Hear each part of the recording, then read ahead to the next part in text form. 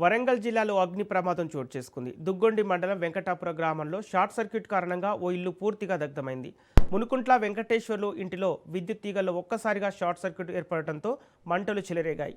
మంటలను గమనించిన స్థానికులు వెంటనే అప్రమత్తమై అగ్ని ఆర్పేందుకు ప్రయత్నించినప్పటికీ అప్పటికే ఇంట్లో ఉన్న ఫర్నిచర్తో పాటు ఇతర సామాగ్రి పూర్తిగా కాలిపోయాయి. సమాచారం అందుకున్న వెంటనే విద్యుత్ శాఖ సిబ్బంది ఘటనా స్థలికి చేరుకొని విద్యుత్ సరఫరాను నిలిపివేశారు. అనంతరం స్థానికుల సహకారంతో మంటలను అదుపులోకి తీసుకొచ్చారు.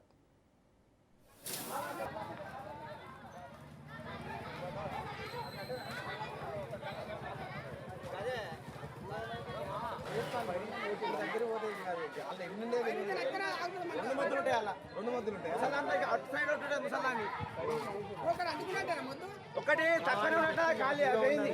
ఈ గాడి పోయి ఫోటో అయిపోయింది కోసది కాబట్టి